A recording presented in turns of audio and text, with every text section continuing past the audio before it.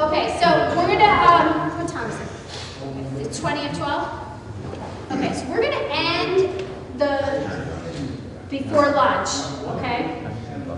We're gonna break up into 5 groups, okay? So roughly 5-ish in a group, okay? There's a flip chart for everyone, okay? You can drag your flip chart back to the back so you're not, on top of each other. And you need to develop your own cross-channel campaign for your business, okay? Who are you gonna target? What channels are you gonna use? What do you wanna track? Okay? And what's your follow-up gonna be? How many people in the group? 5? Like roughly 5. Okay, we might be off. Okay, so have them turn around, we do it here. you could pull your flip Okay. chart. Somebody's got to scribe on the flip chart after you figure out what you want to do, like outline your campaign so we're going to present it back to each other. Okay? All right, so, What's the tag? okay, so roughly 5 people in a group. Marketing plan for a Get a flip chart. You're going to design your own cross-channel campaign for your business. Who are you going to target? What channels are you going to use? What's that like? Like think back to that little map. We're going to use these channels. We're going to capture this information. This is what we are going to track. So you need your objective, your audience, what you're going to do, what you're going to track, what you want to ask them, and what you want to track. Okay? You start, which is a fantastic question. Okay? So let's think about that. So you want to start selling cross-channel services, okay? So what did we talk about earlier? Easier to sell to existing customers or find new ones? What's easier? existing. Okay? So now I want to sell cross-channel marketing to my existing customers. How would I segment where am I going to go within my own customer base to find the most likely candidate? What is it going to afford manufacturers? You may not know that, though. Okay? All right, you could do it by vertical markets, okay, because we know certain vertical markets have longer sales cycles. That's a good thing, okay? Or you could say, let's look at our database. Who are we currently doing direct mail for? Either mailing it or just print and mailing it, because they're already doing direct mail. So chances are they may be doing some other channels on their own, trying to do that, and they're not working together. Okay? So to me, that would be easier. Let's go and help you. You're already doing the direct mail portion of it, or maybe some of the other channels, they're just not integrated. And see if there's value there. Because it's going to be easier sale, okay, than trying to go to a manufacturer who's never done direct marketing and convince them that they should do direct marketing. That's going to take longer. The other side of it is look at what you already do know, okay? So, he's not here, but I already have 20 nonprofit accounts and I've been working with them for 20 years, so I have an understanding of nonprofits. You guys said you did. Or banks, or manufacturers, or schools, or whatever it is. Just from virtue of doing their stuff, you should have been picking up some learning. You probably did. So you could say, I didn't, so analyze your own data. I didn't realize this. We had 12 private schools we do stuff for. Or, 14 churches, or whatever, okay? So, because then it makes sense you can parlay that experience that you already have and find more of them. Okay, let's go out to all the churches. Let's go out to all the private schools. So that's a step. Another one might be, okay, we're doing stuff for schools, which is we're finding people to be recruited for the school, which is not too far from a B2B company that markets themselves with seminars and webinars. They have to put butts in seats, basically, just like the school does. So I may already know something about that, even though I didn't realize I did. Okay, so that's called an adjacent market. Okay, so I think I'd start there, what's my best bets, just to upsell somebody first. So happy the customers already do direct mail already. Now that I've got that, are there any specific vertical markets referenced in that, and can I go out to more of those? And then next, okay, what is this like? Is there other things this is like that I can expand into? Does that make sense? I think that's, kind of an easier way to look at what you've got to work with. Okay?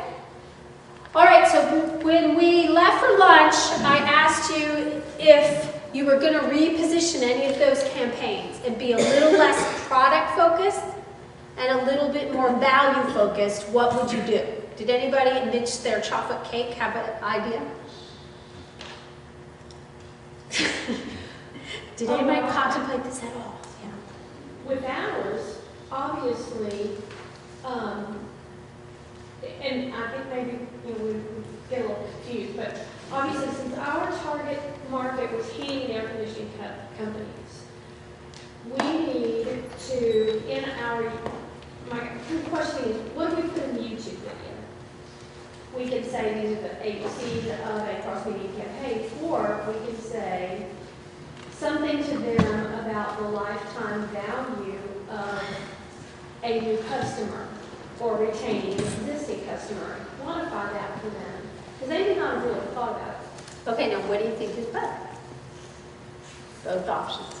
It's mechanics of a cross-channel campaign, the value of lifetime value of a customer. Much better lifetime value of a customer. Yeah, because we know what are the 3 biggest concerns for a small business? Gain.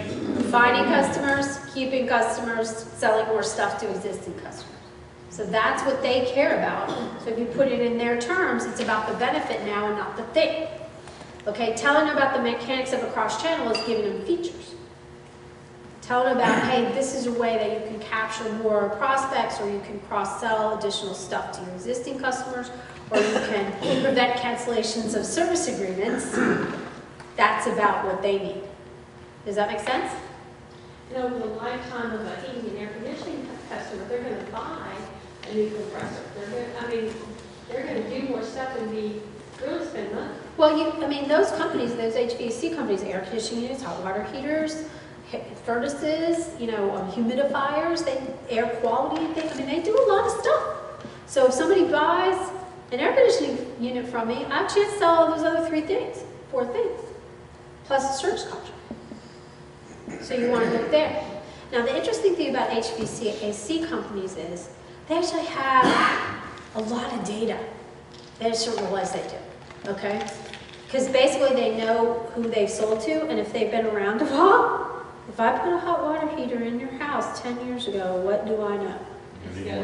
It's going to break, okay? If I put an air conditioner in your house 8 or 10 years ago, what do I know? Okay, so their typical process is they try to sell you the warranty when they sell you the unit. If you don't buy it, they go back one more time, at the expiration of the manufacturer's warranty. Do you want to buy? Do you want to buy? Some do. Some forget all about it. Okay. Now they have a bunch of people that still didn't do anything, and that's it. They're done. They never go back to them. Okay, and they certainly don't. Continue to talk to them once they're not under service agreement. So that means that all those other things are going to break, and I'm not there.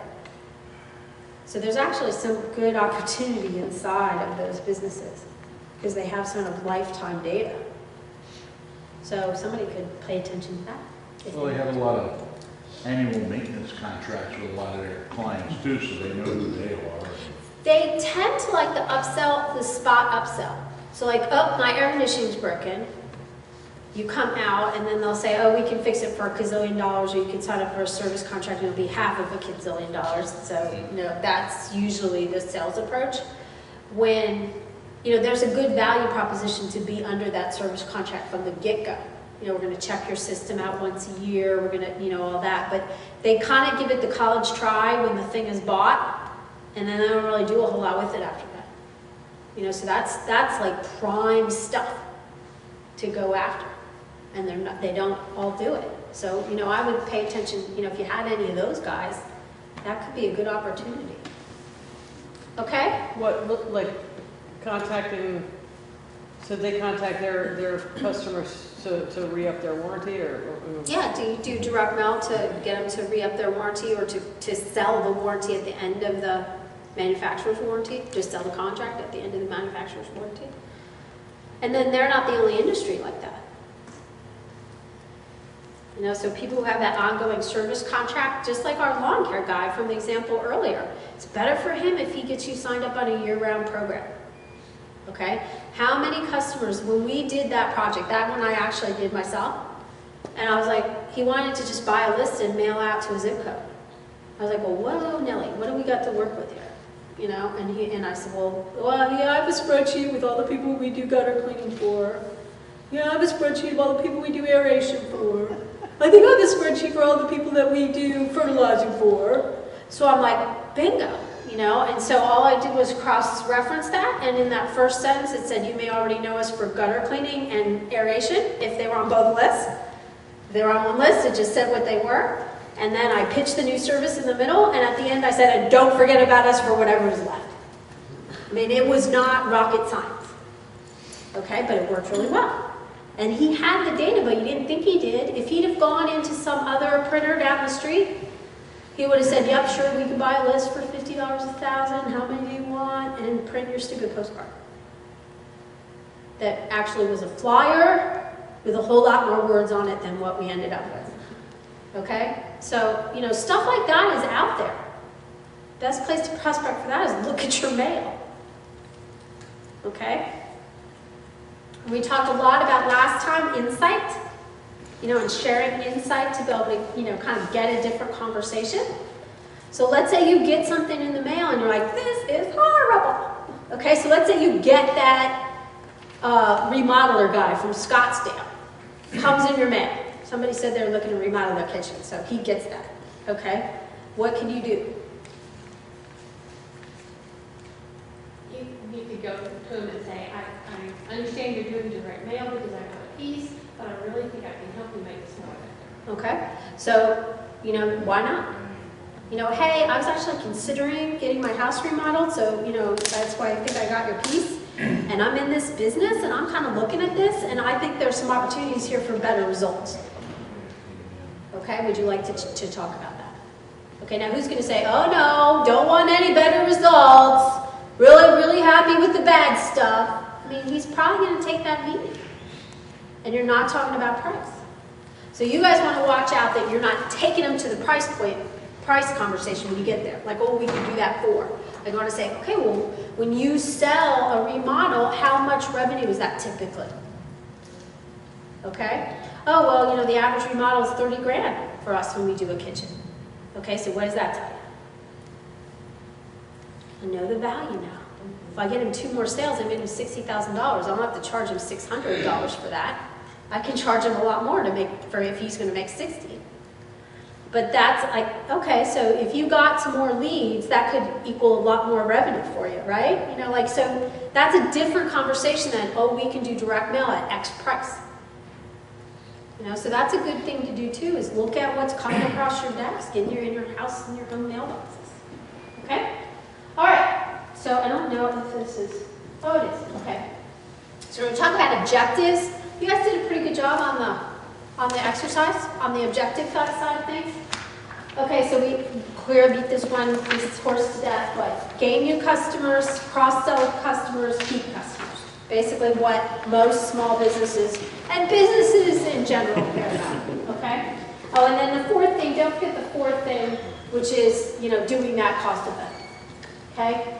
So typical campaign objectives. What? Question? Oh, no. Okay. Typical campaign objectives, get leads, B2B, get leads, generate direct sales, okay, like the Paxar example with the bags. What did they want to do? They wanted you to buy bags. They didn't need leads for bags, they needed bag sales. Increase store traffic if it's a retail environment. Increase frequency of visits. Okay, so if it's a retail, and they have good customers that come in there once a month and spend average $100, and I can get you in another 0.8 times a month, that's a lot of money. Okay, so that could be an objective. Okay? Increase transaction spend. Can I upsell you? Okay, you come into the furniture store, and I've looked at our data, and, you know, 9 times out of 10, we sell you 1 piece of furniture. There's got to be an opportunity in there to sell both the sofa and the chair. Or the sofa and the rug, or lamps and rug and the sofa. Okay? So that could be an opportunity. So increase that transaction spend. Reduce attrition, always a biggie. Okay? And then you have the build awareness objective. What's the hardest to measure? Build awareness. Okay? okay? So they'll say, I just want awareness, like, they're like, well, buddy, you know what? You can't take awareness to the bank. Okay, so half the time when the small business says, I want to build awareness, they don't really know what they're doing. Okay, yeah, you need it, but what does a small business, small mid-sized business need more than anything else? Sales. Is awareness going to get you sales quickly? No. Okay, so well, what's at the root of this awareness building? Why do you think you need to do that? The next question is going to be because we're not selling enough. And then there's going to be a better way to do it. Okay, does that make sense? All right, so the good news is that 78% of marketers believe cross-channel is important to their business. Doesn't mean they know how to do it, but they believe that it is.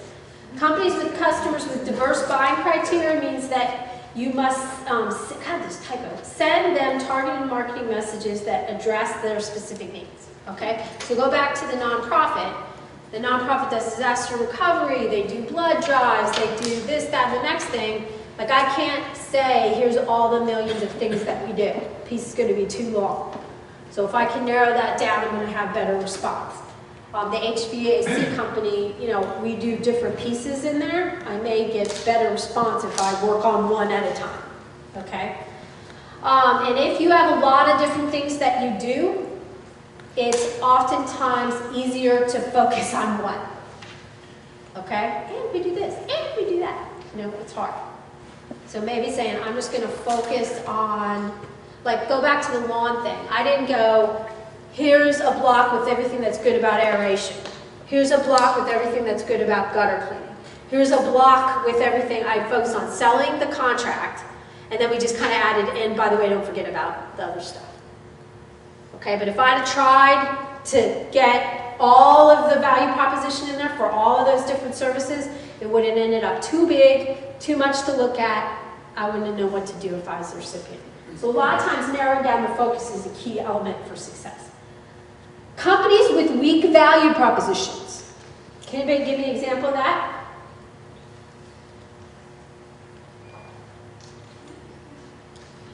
There's no differentiated reason for using them.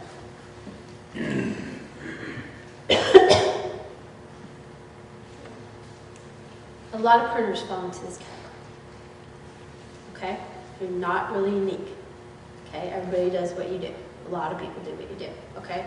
So when you don't have a true differentiation, like a product that nobody else offers, or a price that nobody else can beat, that would be differentiated. Okay? Then you have to compete on the other stuff, like customer service and understanding your market and adding value. People that have that kind of value proposition are good candidates for this because a digital strategy can help them improve. They appear to be communicating better with their audience and they differentiate on that. Okay? We know, hey, you're about to run out of bags based on how often you buy them and how many you bought last time. Makes you better than the guy who waits for you to call and say, what's your price on bags? Okay, so a lot of times when it's undifferentiated offering, they rely on that communication and that customer service to differentiate them in the marketplace, and that can be a great place for digital cross-channel. Okay, so one of the questions you want to ask people is, okay, why do people buy from you? Okay, most of the time you're going to hear crap, by the way. It will be crap. Because we have the best customer service. And you're going to think, well, hey, I was in here last week and I stood around for an hour before anyone ever said anything. Or I can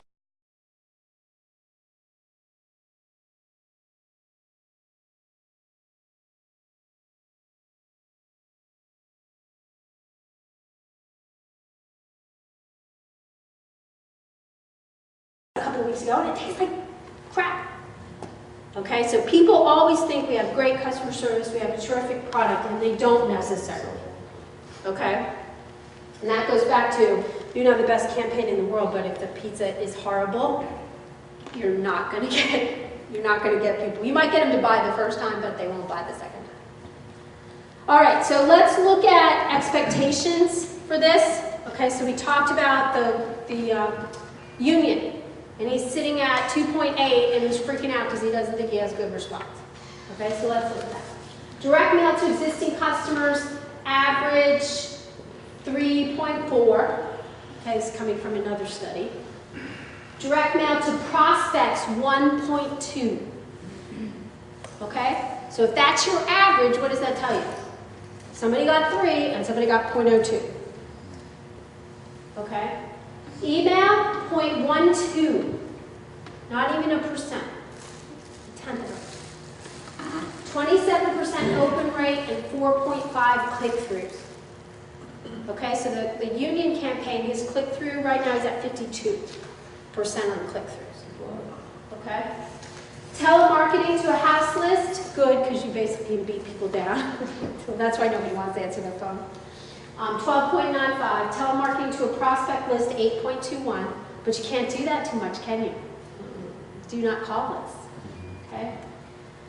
Pay per click, 3.88 and a 5.88 conversion. Okay? So you get a response, but very few people actually convert. Why? Why do you get high response and pay per click? It's the top of the page. Well, it's easy to click. Like, I'm doing work. Oh, I didn't want that. You know, so you get typically pretty good response because it's like, well, yeah, I'm going to click that. Oh, I didn't mean to go there. But you don't get necessarily good conversion. Okay? And then display ad, same kind of thing. 0.024 click through, 0.01 conversion. Okay?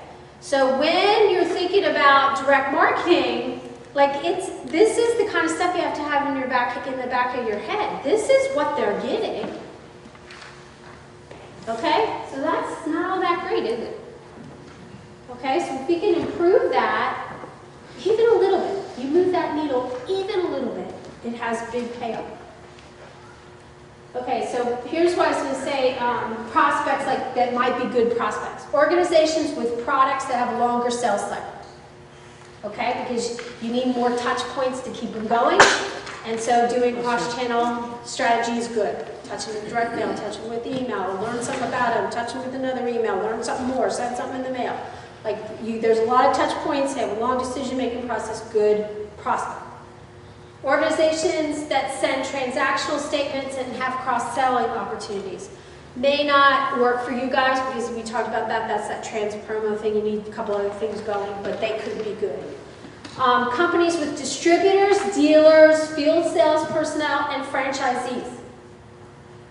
Okay, because they got to sell through somebody. And they need flexible and consistent communication that can be customized easily and tracked.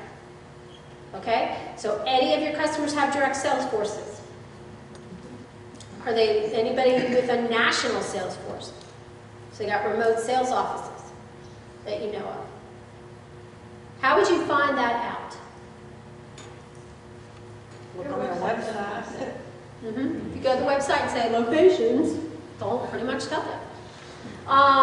So you franchises, you guys all know that, like, so getting tools that you can repurpose. Distributors big, okay, because they got to resell that product, so letting them co-brand it and coming up with a campaign that they can just package turnkey and send out could be valuable, okay? Organizations with products that change frequently. Why? Why does that be a good prospect? Because they always have to make product announcements and update their websites. And do they want to print anything offset, put it in a warehouse? No, they do not, because they'll be throwing it out. Yep, okay, and that costs money. And then lastly, nonprofit organization who have organizational donors. What's the difference between an organizational donor and an event donor? What? An event donor. Like you're donating to the Cancer Society versus you're donating to the high school senior line. Okay, kind of. Okay, an event donor is someone who I sponsor you to run in the 10K. Okay, I care about Susan G. Coleman, so you're going to run, I'll sponsor you for $10 a month. That's an event donor. An event participant is the person who ran. And an organizational donor typically gives to the annual fund. Okay? Now what's interesting is a lot of nonprofits, especially the small ones, which I know you guys have those on your rolls of customers, do a horrible job of converting or transitioning someone from an event donor or event participant to a donor. Okay? Why is that important? Why do I want you to be an organizational donor, not an event donor? Higher revenue. More money. Okay, does it cost any money to put on a big race? Yeah. Does it cost money to put on the big heart gala, heart ball? Yeah. So that donor gives you $100, but it costs you $90 to do it. So they feel like they gave you $100, but you're just getting 10. Okay, versus an organizational donor, you get the lion's share of that.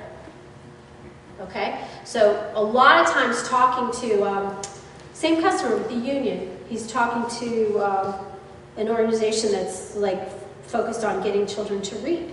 They do this big book and author breakfast thingy where they bring an author and there's like 1,000 people that come.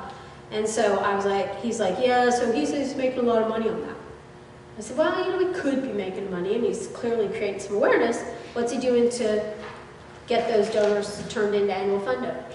Oh, I don't know. So we're like, hustle back and give him that message and see if that's the hot button.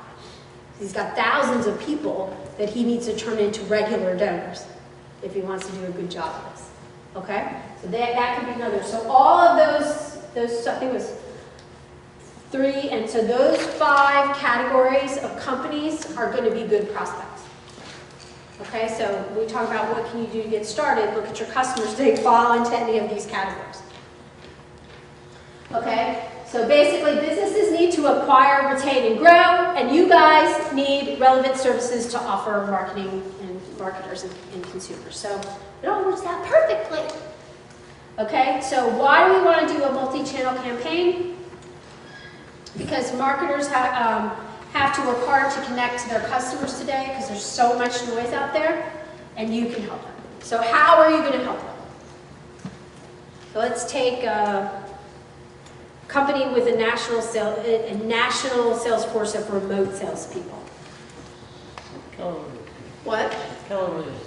Okay, that's good. So how are you going to help them? Direct mail. Okay, so what are you going to say to them to start that conversation? I don't know, it's already in place when I got there. Okay. She- Okay, well, typically they sell high-value properties, so that's an opportunity. That's a good thing if you're thinking about, where should you go? Isolating good markets, so those high-end realtors could be good. Okay. Secondly, though, you got to make sure that the company themselves doesn't already offer a solution, which they could. Doesn't mean that they don't need a partner to execute it. You could be a printer, but they may already have their front end to customize kind of thing. They might already. But a lot of those companies that do that are not very flexible, okay? You gotta, in order to have a website, it's kind of what we were talking about with Mindfire. Like if you make a product that can be used by a lot of people in a lot of different ways, it can't have too much flexibility, it gets crazy. Okay, so you have to fit into categories. Like FedEx, if it absolutely positively has to be there tomorrow, as long as you have it here by 7:30. You show up at 7:31, they're not helping you. Okay? Because they can't guarantee the rest of it if they start. Okay? Airborne Express, hey, it's 1 o'clock in the morning, I gotta get this heart defibrillator to a hospital in Tupelo, and they're your man. Okay? So they have different value propositions. Okay? So you want to look at Keller Williams, like, okay, you're selling high-end properties, you might need a little bit more flexibility. You may need to make those documents even more sexier, and you're outside of Washington, pretty high-valued area, than you might need in some little town in Georgia. Okay? So I'm going to ask them, I want to, like, how much flexibility do you have? Like when you create these things, are they working the way that you want them to work? Are there things you wish you could be promoting in here that you can't? Okay, so those are the kinds of questions that you ask. All right, so basically it's about channels. We get them all. There's new ones all the time. Sort of, they're all out there. Anybody doing car wraps? Freaking love the car wrap. Okay, but I like the car wrap that doesn't look like a billboard. That's like more of a thing. Love that. Are you selling some of that? Yeah. Love that. Are they, like, what are they doing? What kind of companies?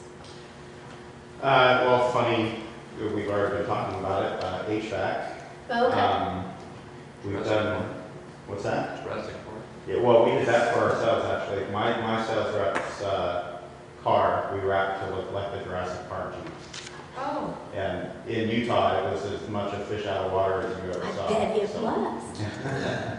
See, that's what I love about that stuff, because like, talk about memorability, okay? So let's say you're a Mary Kay rep, okay, which there's like gazillions of them, and your Volvo station wagon looks like a tube of lipstick. Are people gonna remember that? Or are they gonna remember your car with your sign on it? You know, like, it's gonna be way cooler, a Yeah, tube of we lipstick. were worried we were going to cause accidents driving down the road. I bet. Yeah, We have, we you did know, think that. the little, well, I'm not there anymore, but when I lived in Richmond, you know those little smart cars?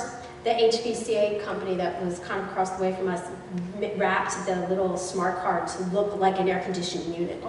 So the air conditioning unit was driving around, because it's about the same size. Yeah. So like, I mean, how cool is that?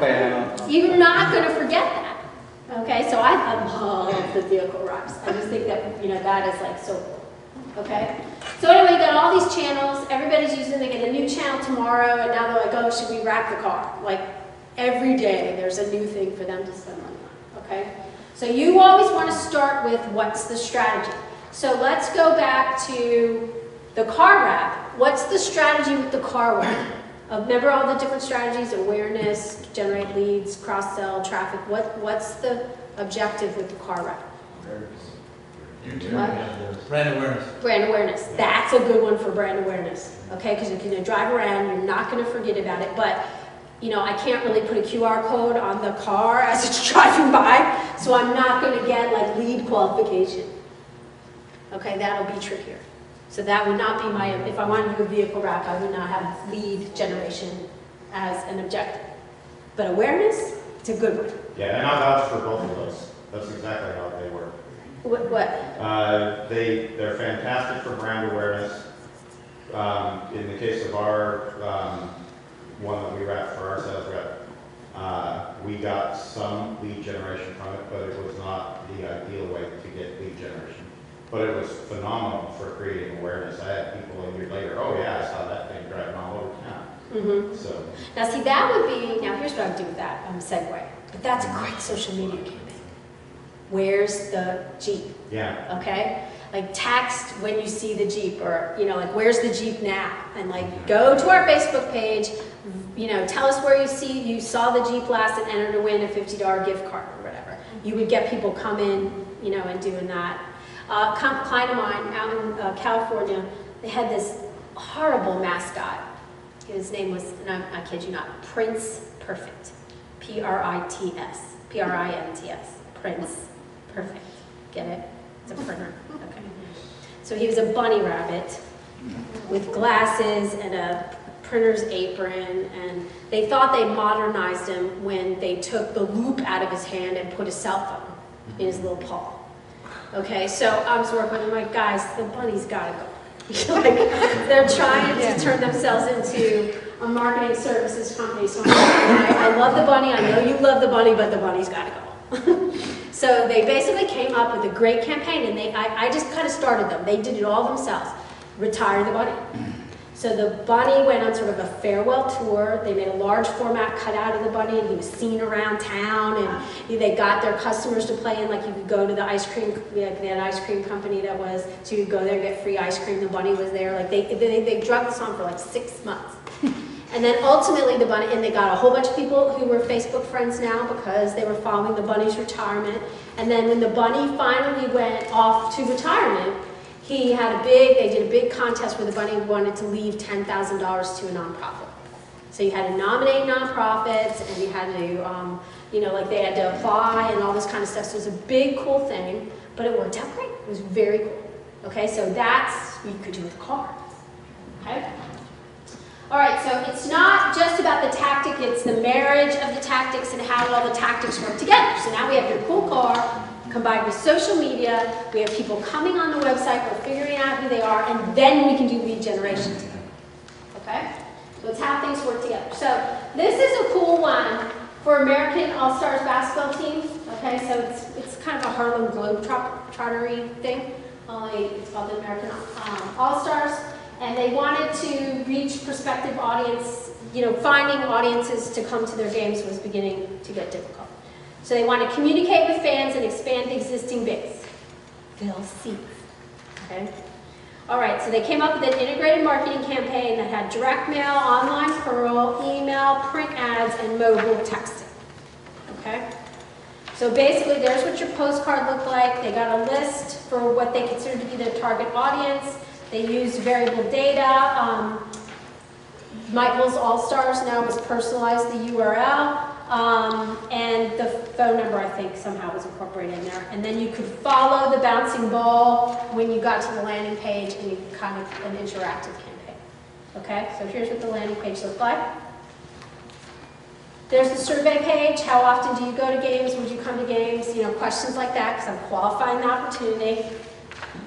Opt in. They could opt in to get the schedule, to get promotions, where the team is going to play, and to have their newsletter. Okay? The schedule page, the information on getting the schedule, and then what? You're all the way down to getting the schedule. Buy something. Okay? So you could do that, and then you could post it on social media or send it to a friend. So now I'm expanding the audience. Okay? So good job. There's the pass it on friends. Think about that too. If you're in a consumer world, having something passed on to friends would be great. Okay? This was what the email looked like. Same kind of schedules, but notice how the creative changes a little bit. Okay, there's your postcard. Okay, a little bit different blocks to click on, you know, make that an easy thing to do. Okay, place regional ads in newspapers, also based on the upcoming schedule, and they were passed to a curl, not a pearl. So, because you're in the newspaper, I can't tell. I can't give you a pearl. So they did a customized landing page that was in the print ads, and I would bring them in that. Does that make sense? Okay. So notice they had a mobile website also. It's optimized to mobile. Please do not let anybody do link to a website that is not mobile, that they're going to access on their phones. Just don't let them do it. It's annoying. It has the opposite effect. Your customer's like, with the little drag ball, or they're scrolling over, they can't get where they want to be. So if they don't have a mobile optimized site, then don't push people there. Okay? All right, so there's a good one. Now here's more. Now I don't know what happened with the All-Stars, but I think it was good success. But I like the components of that campaign, and I like it visually. A lot of fun colors and all that. Okay, now here's one that's more serious focused. Mercy Health Partners. Is anybody from Ohio? No? Yes? Okay. So there's a lot of money in healthcare, as you all know. Okay. So hospitals want to get new movers to use them. And they have multiple facilities and all that stuff. So Mercy Healthcare is like 30 locations outside the Cincinnati area. So they want to tell their story to new movers. Okay. They're facing a lot of competition from other hospitals, and they want to kind of get in before you know you need something. Okay. So the goal is generate more revenue. High-end goal, generate more revenue for the hospital. Sort of mid-range goal, get people interacting with us. Okay? So they're going to create awareness. They want to generate a 5% response was their goal, and they want to achieve a 1% conversion of people that want to learn more about the hospital. Okay? So they did a direct mail campaign to new movers within a certain income range. Okay? Because you don't want, what don't you want if you're a hospital? We don't want low-income, free patients. You know, because it's a big Medicaid, Medicare, you're looking for people that have insurance, okay? So they isolated that theoretically by focusing in on certain income levels, okay? They sent them a welcome kit, and you could have an offer to get a first aid kit. Who doesn't want that? If you visited the landing page, and they were looking at mailing this thing out every 6 months to new movers in that 6-month period, okay? That's what it looked like. See the Abbott family, so it's personalized. It had a survey in there, so that like, you know, what kinds of healthcare options, you know, would you be interested in? And you had some that were like, I need an immediate pediatrician. I just moved here, I need a pediatrician. Can you help me? Which was good. And they also had some things in there that were more long-term, like, you know, I want to live a healthy lifestyle. I want to focus on, you know, having a healthy heart or something. So they kind of had little things. And there's what the inside looked like, a little map to all the locations. And they put the locations that were closest to the people because they had an address. Okay? Asked them about immediate medical needs, needs for potentially needing specialists. They could opt in for the quarterly newsletter. They could also request more information on a series of things. Okay, so they have like a list of things, okay? Opt in to ongoing health newsletters. Okay, 6% response. What did they want? Who remembers from a couple slides ago? They wanted 5, so they got 6. Okay. 67% of the responses came in via the BRC. Okay, which is somewhat interesting. The others came in from the going to the Pearl.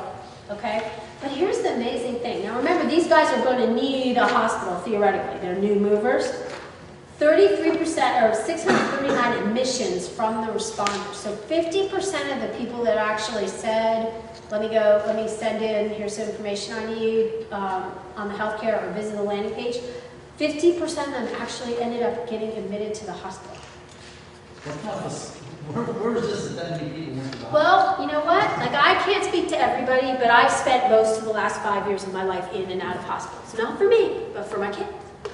I mean, they've broken this, and they've, fallen over, and they've, hit their heads, and, I mean, it's like, seriously, another one, and they've had bronchitis, and they've been, I mean, it's just, families need a lot of health care, okay? So it wasn't just the person, like if that's a 6-person family, and one of the kids ends up going there for a concussion, then we got it, okay? And that stuff costs a fortune.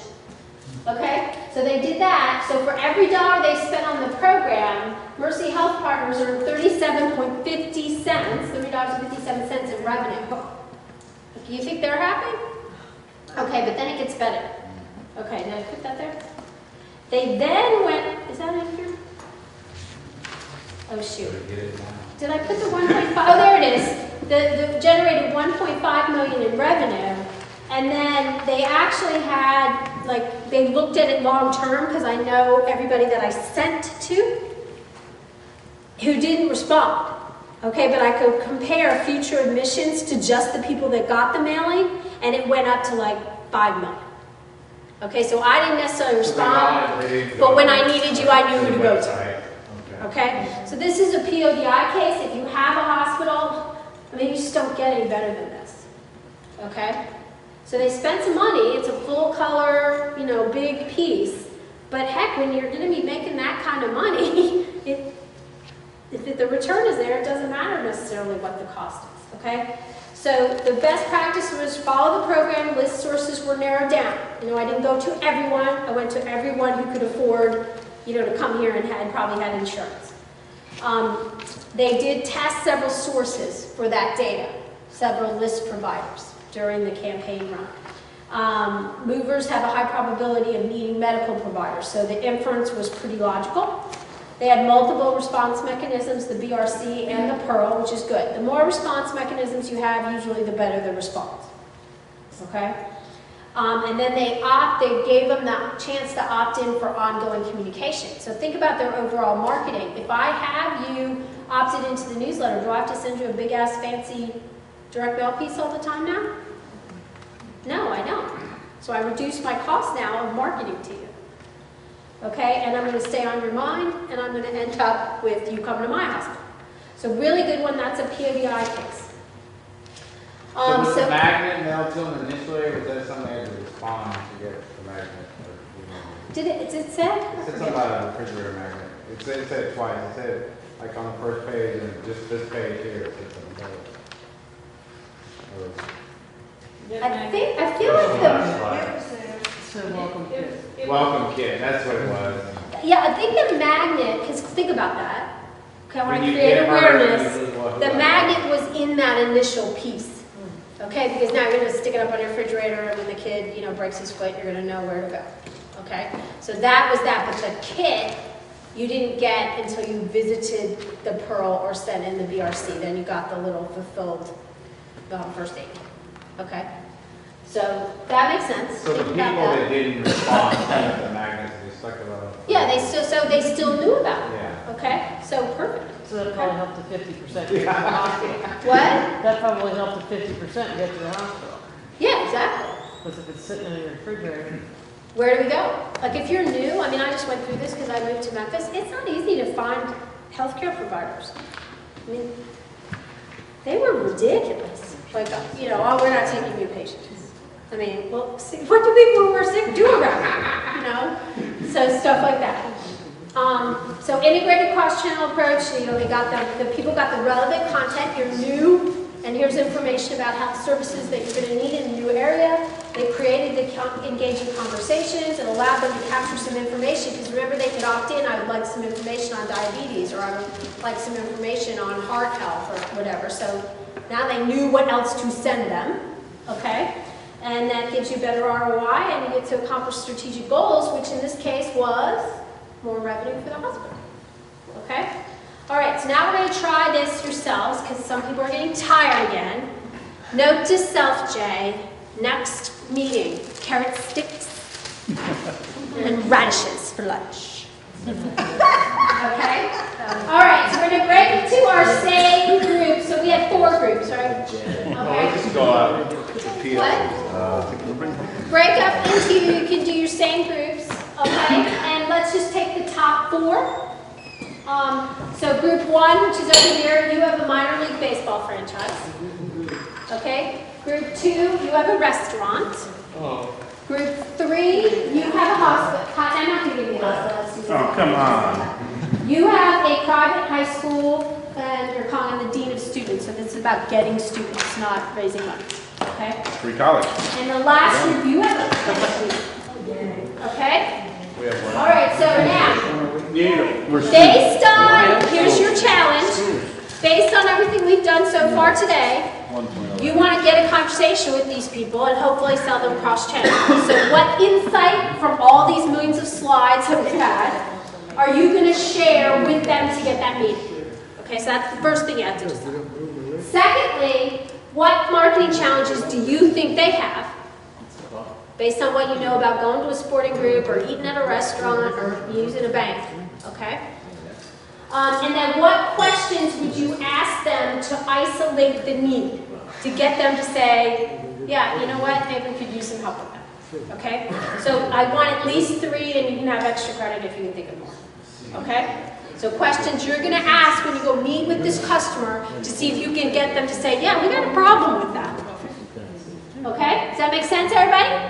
All right, so let's not take 30 minutes. Let's take like 20. Okay? If I give you another 5 minutes, we're just going to be 5 minutes. All right, so who had, go backwards to forward. Credit union. Let's hear it. Okay, so like the banks you talked about in the last section, our insight was that credit unions would have need to, when they get a new customer, to try to get them on board with, you know, signing up for new products. Some challenge, yeah, within a short time period. Challenges that we saw or we felt was that, you know, there's a lot of competition in the banking world, that now with everybody does, you know, statements online, banking online, they're not coming into the lobby anymore, or so they're not going to have that interaction that they used to. Good. They're not going to be receiving a statement in the mail, so they're, you know, they lose that opportunity to put statement stuffers and market to the customers. People might perceive credit union as being inconvenient. There may only be 1 or 2 branches if they go to the branch. Also, they may have a limited range of ATM locations if people use the ATMs. And then another thing is if somebody's going out to get a loan, they might think that, well, this credit union is just small, they can't handle my loan, you know, and is that it? Yeah, okay, so now, questions. We'd like to know what type of products does the credit union offer that they feel are profitable? What's their current customer base look like? how many customers they have, what product offerings. I think we run a couple different ways. What product offerings are they wanting to push, and what do they think their lifetime value of a customer is. One thing that we thought about is kind of like the hospital with the targeting the new movers that. When somebody comes to a new town, they don't have a banking relationship necessarily, and they may be looking for a bank, or credit union, and so that would be a good one to use to reach new customers. Okay, all those are great questions, okay? But they're actually past this initial point. Those are kind of needs analysis questions, of what we got to work with kind of questions to try to figure this out. The questions to get them to say, I have a problem, what is your current attrition? Okay? Oh, our attrition rate is 60%, or, oh man, it's a big deal. Okay? What's your current response rate when trying to cross-sell products to customers? Okay? Those are the kind of questions where when the answer implies a problem. Oh yeah, we have a high attrition rate. Okay, well great, because I may know how to fix that. Okay? Or our response rate on our marketing initiatives is really low. Okay? So those kind of questions are what you ask like right in the beginning to get them to go, yeah, it's not as great as we want. Okay? These questions are great questions. But you ask them after they're like, yeah, we got a problem with that, and you're like, okay, let's see if we can fix it. Because I got to understand this to see what I would do to help you. Yeah. Okay, does that make sense? Okay, so I'm looking for what do you need to know from that school, from that baseball team, from that, what did you guys have? Restaurant. Restaurant, that indicates a problem. Okay, does that make sense? Okay, good job though, good job. Because these are great questions, you're going to need these later. Okay? All right, let's go to the baseball team. Let's hear what you guys got.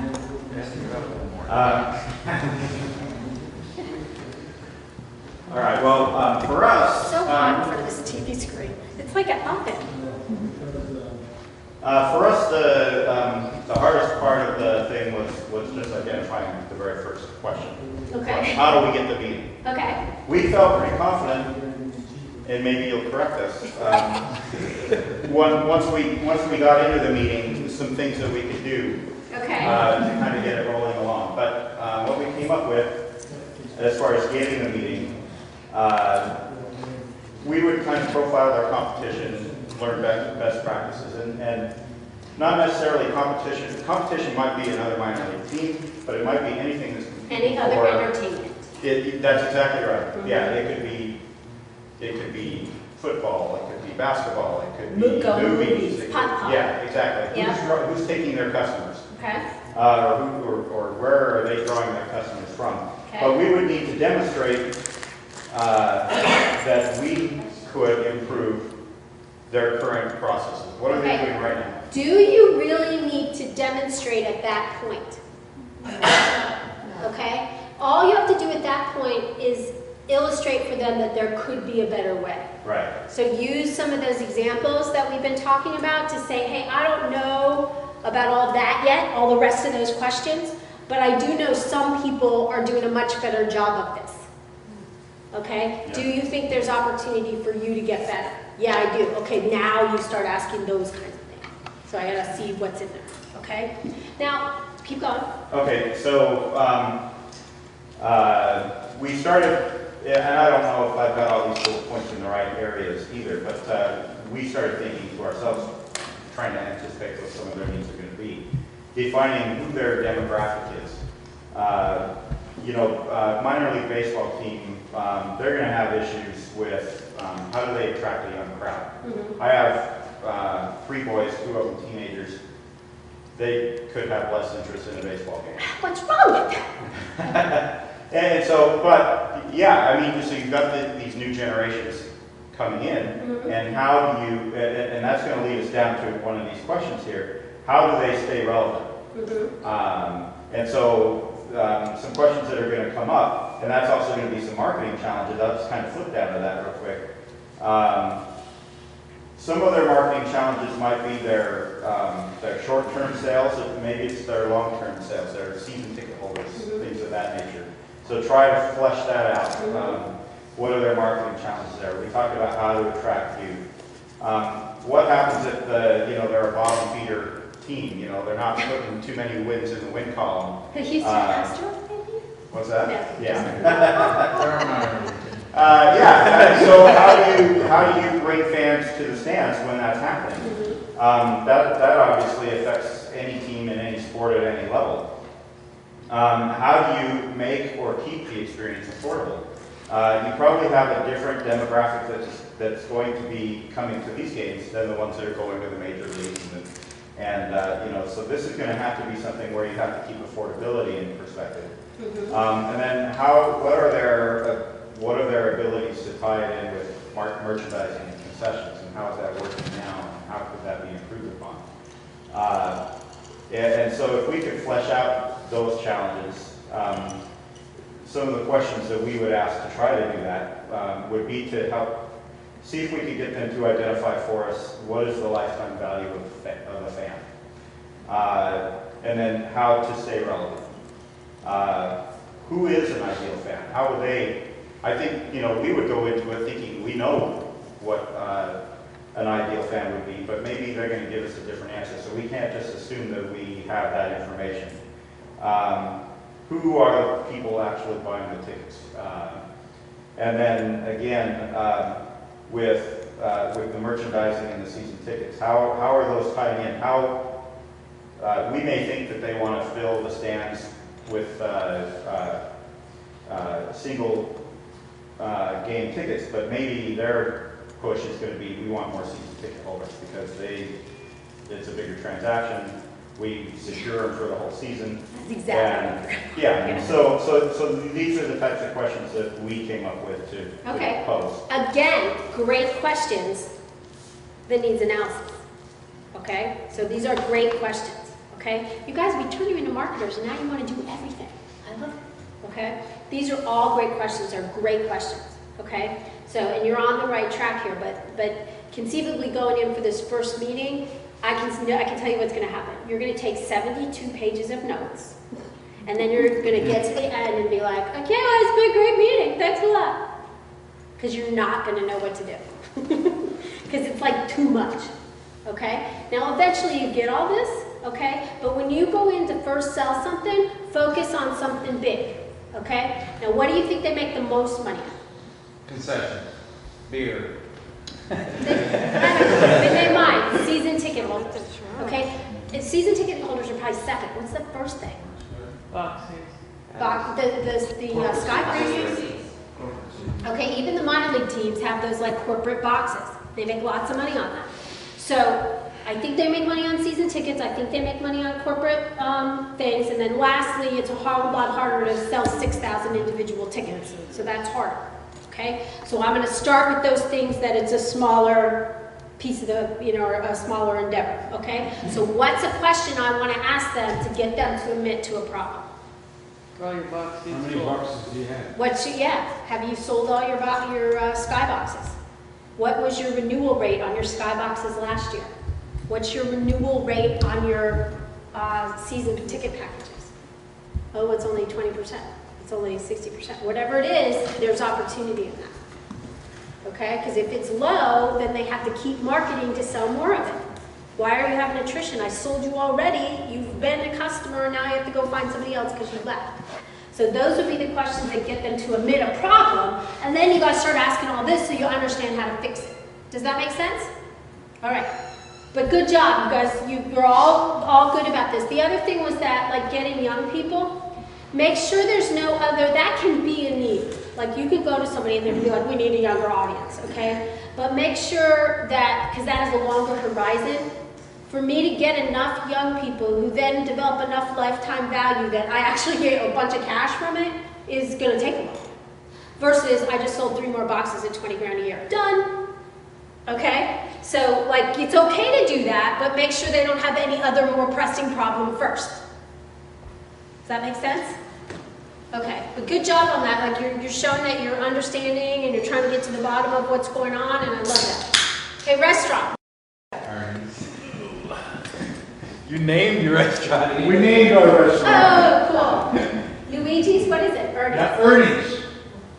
Actually, we cheated a little bit, and we used the real restaurant we know Okay. as an That's okay. example. So we chose our restaurant, it's called Ernie's, it happens to be in Brenham. Happens, just happens. Just happened to be. Ernie's is an upscale bistro.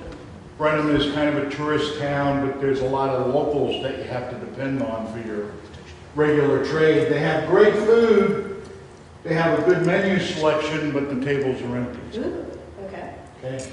So our entree to talk to them would be, you know, we've observed that even No though... pun intended, right? Was that? Your entree. Entree, no pun intended. Pun intended. Love it. Okay. We have observed that even though your restaurant is awesome, because it really is, it's seldom full. We've got some fresh ideas to put some butts in the seats. Can we sit down and talk? I'm good with it. That's Okay. number one, what is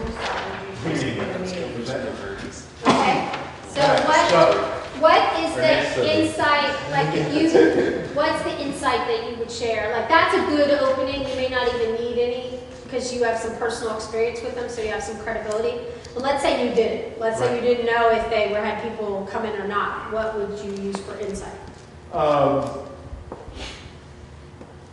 We have some best practices, solutions that we can sit down and talk to you about on how to improve the operation of your restaurant. But before we could get to that, we've got to know what the issues are, which is Okay. really the questions. From today, you could say one of the largest challenges for most small businesses, restaurants included, is finding new customers. And is that something that you're struggling with as well? Okay, so that could be the insight part of it. And then that's a great opening about the, you know, you've got a great place here, but there's not enough people. Okay, so when you have firsthand knowledge, there's nothing better than that. Okay, keep going. Okay. The marketing challenges that we see for them is that they get very little business from local residents.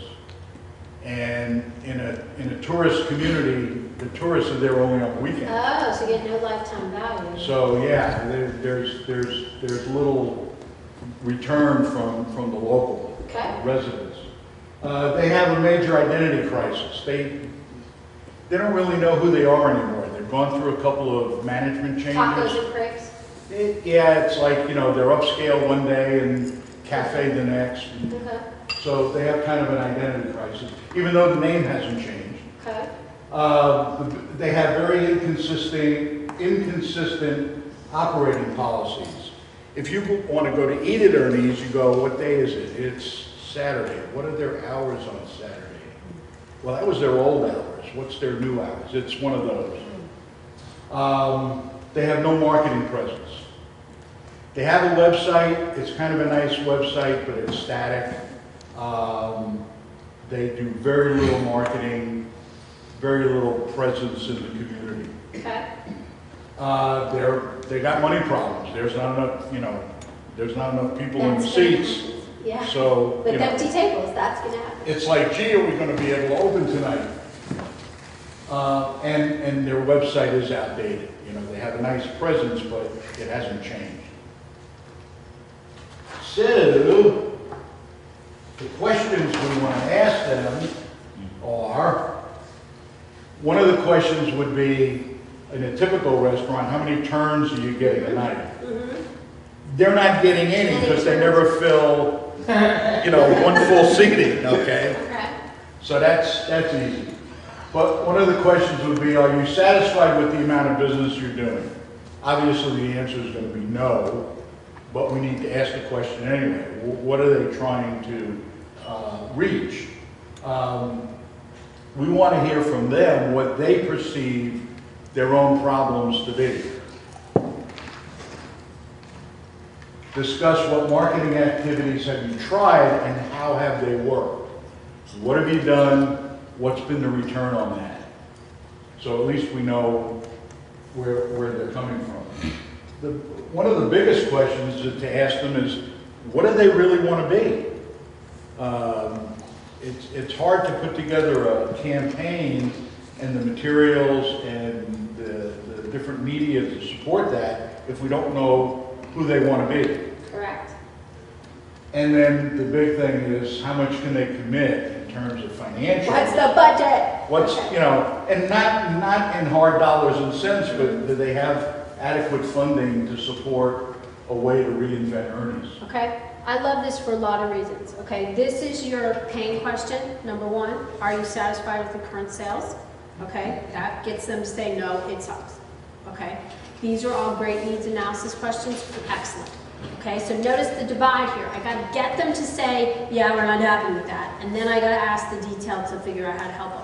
What I really like about what he's doing is notice that he's using expertise that he has about dining in a restaurant, about having restaurant clients, about, you know, the operational issues. You know, like if I don't know what the hours are, like he doesn't have to be a restaurant genius or be a focus of vertical markets and restaurants, but he's saying, hey, if I don't know what the hours are, how does somebody new know what the hours are? Remember last time we talked about, you guys already know a lot about business.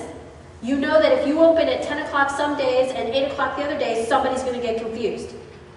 And that he's applying what he knows about that to how he could maybe help them. So he's going to be positioned as maybe not a restaurant expert, but a business expert. Does that make sense? Okay, now does everybody start to get the questions that get you the pain versus the detail questions that help you figure out what you're going to do? Does that make sense? Okay, credit unions. Did you write anything down? Or do you We want had credit students, schools? dean of students. No, we didn't write anything down, we just talked. We did credit unions already, Credit right? unions, yeah. Okay, so schools. Okay, so you guys help them out. They struggle a little bit on this. Hello? Okay, so it's a private school. Okay, what insight do we want to share with them? Our first question was the hardest to get into to the schools. The second one was the easiest. And the only thing is we came up with the first one was the student enrollment might have been down and trying to help them get more enrollment. Okay, so just think about this. Did you have more money, those of you that have kids, to send your kid to private school before 2008 than you have now? Yes. Okay, are you the only person who has that problem? Okay, so what do you think now she says this one has a waiting list, but they won't all. Okay, this one, she was thinking of one specifically, but they won't all. Okay, private colleges, private high schools, the parents said, I'm not paying the 20 grand, go to public schools. So some of them have taken a dip in enrollment. So the question would be, are you where you wanted to be in terms of enrollment? No, I'm not. Paying! Okay, the other thing is they've had to discount it more. Okay, because yeah, they may get the students, but they've had to supplement that because the parents are like, I can't afford it. Okay, or a student started and then the parents lost his job and they don't want to keep the kid out of school, so they're supplementing that tuition from their endowment. So the next question might be, are you getting, what is your current discount rate for your students? And are you bringing in enough income to grow the school the way that you want to and provide the educational experience that you want to, that will make you competitive? No, we're not, because our discount rate is skyrocketing. Okay, so that'll get you the pain. All right, so what do we think their challenges are? Enrollments and money. Okay, enrollments, money, could be competition if it's like a really exclusive one, like if you're really exclusive and you're going after top students, is there anybody else that you're competing with? Yeah, Could be. Okay, so what challenges or what questions are we did the pain questions, what needs analysis questions do you have? Like they said, you know, what's your current attrition, well, the attrition rate is a pain question, but like, you know, what's your value proposition? What's the lifetime value? What are your questions like that? Yeah, I remember our questions were how many kids went to college, where they go after this. We're going along that line. Okay, so you know how you guys all jumped down to like the big marketing? Well, they did that too, which was fine. And they started saying, okay, what do people want to know today? If I'm going to pony up 20 grand for high school education, I don't necessarily want to know that you have 22,000 books in the library. Right. I want to know that those kids got into the college of their choice. Or if I'm a college, I want to know that those kids got jobs. Or that they got scholarships, so much scholarship money was awarded to those students. Okay, exactly. Our kids earned $3.7 million in scholarships. Okay, so those are the kind of questions that you want because you're going to eventually try to fix this and what is that messaging? Okay, colleges used to tilt over to benefits. We have 27 libraries, 42 restaurants on campus. you know, the best dorms in the world, 2,000 acres of lush greenery. I mean, that's all features, okay? And parents don't care about features now.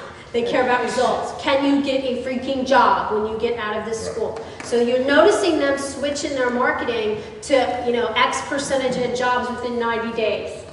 X percent went on to grad school. Like, here's the result of it, okay? So that's those kinds of things are what comes next after they admit that they're having a problem.